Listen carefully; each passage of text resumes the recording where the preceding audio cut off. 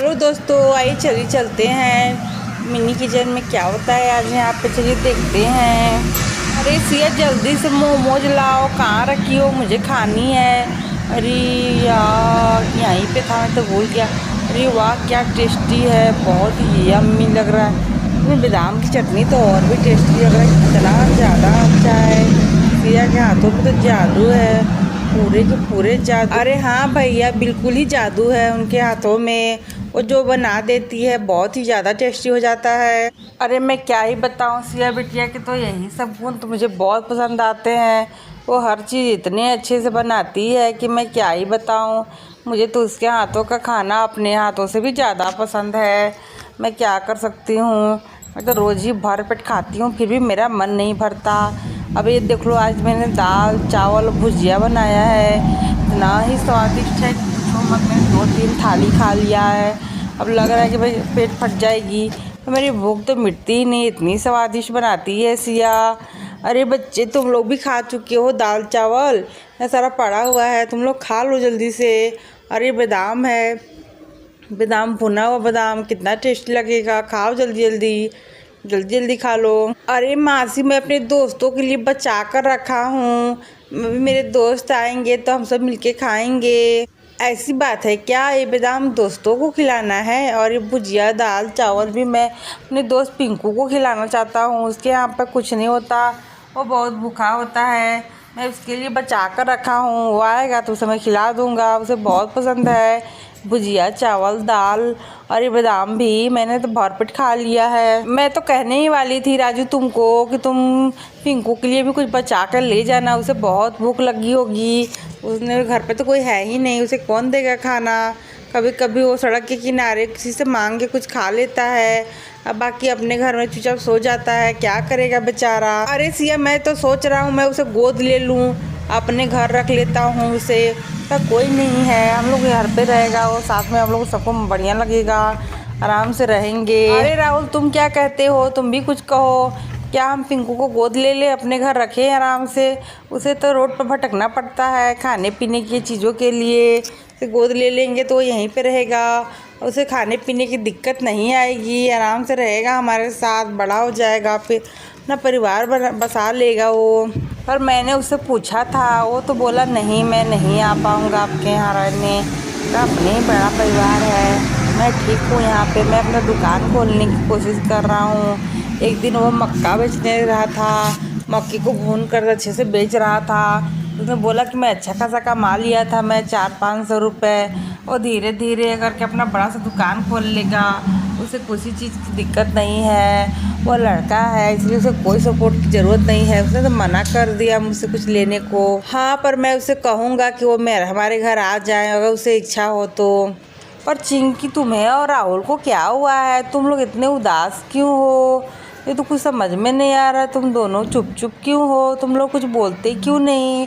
न राहुल कुछ बोल रहा है, न चिंकी तुम बोल रही हो, दोनों के दोनों चुप हो। मुझे तो कुछ समझ में नहीं आ रहा है क्या हुआ है। राहुल भी बहुत चुपचाप सा बैठा हुआ है, ऐसा लग रहा कोई दिक्कत है क्या? वो तो मुझसे पहले बहुत मजाक करता था, तो बहुत बातें करता रहता था, और तुम तो दिन भर बच्चों के साथ खेलती थी। ऐसा क्या हो गया है जो तुम इतनी चुप हो गई हो?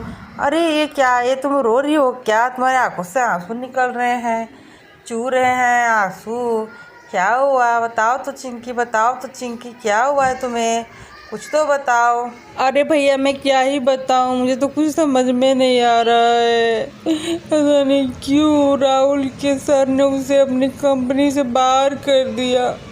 अब मैं क्या करूं? वो मुझे बोल रहे हैं कि मैंने उसे कहा था कि हम लोग घूमने चलते हैं, तो घूमने जाके मैं जब से आई हूँ ना, तो 2 दिन हम लोग बेसी रह गए थे उधर मनाली में। मुझे बहुत अच्छा लग रहा था मनाली घूमना, तो उसे जॉब से निकाल दिया साहब ने। मैं क्या करूं? अरे चिंकी, रोना बंद करो, इतना क्यों रो रही हो? ये बात तो धीरे से भी तो बोल ही सकती हो, तुम रो रो कर क्यों बोल रही हो? अब तो चुप हो जाओ, इतना नहीं रो। अरे सिया, कहाँ हो तुम, कहाँ हो सिया, कहाँ हो सिया, जल्दी आओ। देखो कितना रो रही है चिंकी, और तुम कहाँ हो? दिन भर काम में ही भुलाई रहती हो, कोई भी चीज़ ठीक से नहीं करती हो। बच्चों की तरह सारे काम करती रहती हो दिन भर। राहुल तुम इधर आओ भाई, उधर क्यों छुप के बैठे हो, जल्दी बाहर आओ। ऐसा क्या हो गया जो तुम्हें काम से बाहर निकाल दिया साहब ने? मुझे कुछ तो बताया होता पहले। तुम चुपचाप बैठे हुए हो, तभी तो मैं सोचूं इतना घर में शांति क्यों है। तुम दोनों हमेशा ही झाँकते रहते हो, पर तुम दोनों इतना शांति से बैठे हुए हो, मुझे तो कुछ समझ में नहीं आ रहा। तुम भी रो रहे हो? मुझे तो लग रहा तुम भी रो रहे हो। नहीं नहीं, तुम तो नहीं रो रहे हो, मुझे लगा कि तुम रो रहे हो। बताओ तो सही क्या हुआ है तुम्हें? सच में तुम तो रो रहे हो, मैं तो झूठ समझ में नहीं आया मुझे, पर तुम क्यों रो रहे हो? कुछ तो बताओ। निकाल दिया है तो तुम क्या हो गया? हम फिर से बात करेंगे उनसे। ऐसा क्या हो गया है? अरे भैया, कोई प्रोजेक्ट में घपला हो गया है, किसी ने उनका बहुत सारा पैसा घपला कर दिया है, घोटाला कर दिया है। वो बहुत परेशान है, वो हमारी नहीं सुनेंगे अभी, किसी की नहीं सुन रहे। पता नहीं किसने ऐसा किया है। जब वो पकड़ा जाएगा तभी मुझे वापस जॉब में रखा जाएगा, नहीं तो नहीं लिया जाएगा। पर ये सब कब हुआ, कैसे हुआ, तुम्हें कुछ पता है क्या? तुम तो रोना बंद करो, पर सबसे पहले मुझे बताओ तो सही, सब कब हो गया, कैसे हुआ? किसी को कुछ पता नहीं चला।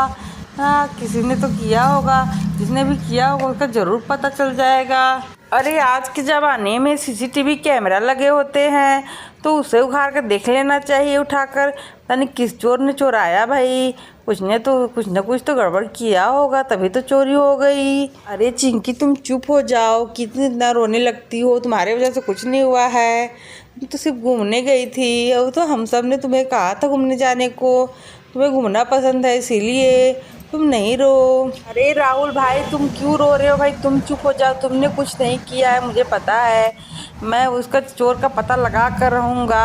पहले उस घपाले वाले को पकड़ लूँ तो फिर उसे पीटूँगा। मेरे भाई पर आरोप लगाता है, वो इतना गंदा आदमी है, कितना छी राम, घोटाला करता है, इतना सारा पैसा होते हुए घोटाला कर रहा है। पता नहीं कौन दुनिया में ऐसे आदमी होते हैं जो दूसरों के पैसे चुराते हैं।